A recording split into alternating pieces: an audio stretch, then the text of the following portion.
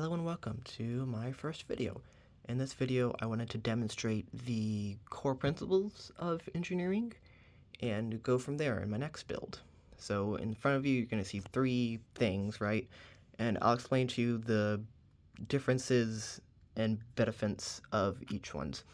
So this one, when you're building in engineering, you want two things. One, for a tower to be strong, structurally strong, and you also want it to be cost effective, right? Using the least amount of planks. So if you look at these two, although this one has more planks, this one's actually stronger, and I can explain why, right?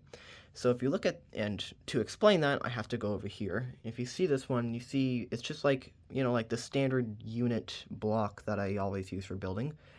And all the stilts are facing this direction. Well, actually they're facing this direction.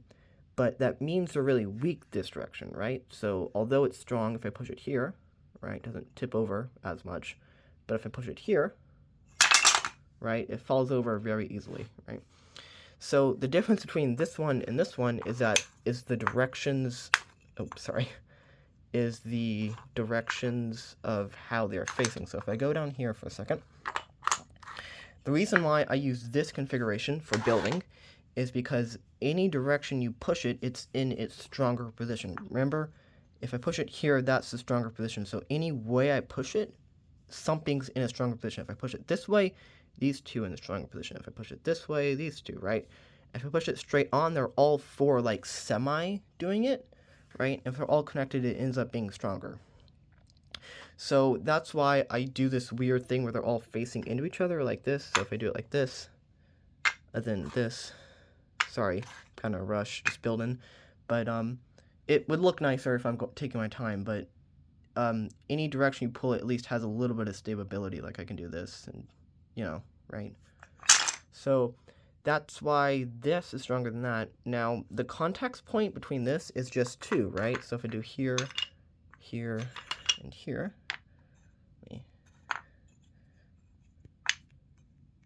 right? So if I take this, if I take my hand and push right here, it just flips. That's because the only contact point is, imagine the length of this edge and the width of that edge. That's the only contact point that's actually touching the tower, right? So it flips very easily. If I do it like that, that too, right? So all it would take to flip this, right, if I do this, oh, you can see that. That's all it would take, right? And now this one still has its weaknesses. Like, you can pull out, like, that one's still pretty weak. They're all pretty weak. But this one would be stronger and more effective for whatever purpose I have. Now let me cut the video to demonstrate my next principle. Okay, these are the extensions to add on to it. You might notice that I used the same core principle of the tower, right? But I added a pendulum and ropes. Now, if you notice the ropes, you've probably seen this before, where you see, like, have you ever been driving on the road and see, like, a giant radio mast next to you? This is what they do, basically, because although this tower is really small, well, small in scale, right? All the load, if it's pushed that way, the load of this rope takes it. If it's pushed that way, the load of this rope takes it, right? So every way you push it, there's a rope in tension that counteracts it. So that's what a lot of radio masts use, right? Now this design, you probably haven't seen much, but it's actually used in a lot of skyscrapers. It's a pendulum, where any way you push it, right? Let's say this is like a huge skyscraper in like a city. Oh, before I get to this, the reason why this is used in like urban areas and this is not is that although this is effective and cheap, it takes a lot of land because it takes up a lot of space, right? And you can't exactly do stuff like this in the middle of a city, right? Giant ropes. So that's why the majority of urban areas use a pendulum. And the actual physics behind this is that every way you poke it, right? If I touch it, if I move it this way, the pendulum moves the other way and takes some of the energy away from it moving, right?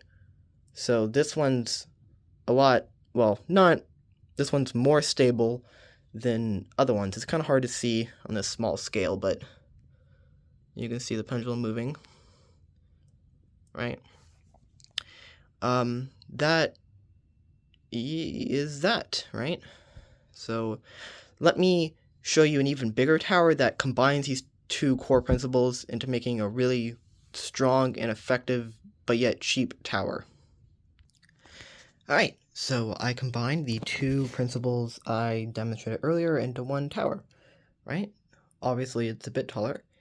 And the reason why you don't see any modern buildings look like this is that because one, the ropes take up a lot of space, so you don't see that in urban or like really popular areas. And this, doing the pendulum thing, is really expensive, so you don't see them really combined, because the ropes are really cheap to make in like actual engineering, but the pendulums is not. So that's why you don't really see them combined, but I combine them in my little mini model to make a really strong tower. So if I zoom in on the pendulum, the principle I explained earlier, if I shake it, right, although it shakes a lot, although you see I'm really shaking this tower from the top here, right, it's not falling over. And you really want that in a tower, because although it looks like it's falling, you would rather the tower stress and like twist, right? You would rather the tower twist than to break. And that's another reason why I use this layout of the planks. It's because although it's also good in every direction you could push it, it's also really good for twisting, right? Because although it twists, it doesn't break, which is what I really want in a tower. And so yeah, you can see the whole tower at once. And how should I demolish it? I don't know. Let's say, oh no, something broke. Oh no, I don't know. Oh dang, wow. So that's my tower. Now I'm gonna continue taking out things until it falls.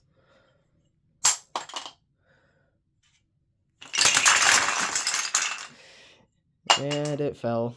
Anyways, hope you enjoyed that video. See you next time.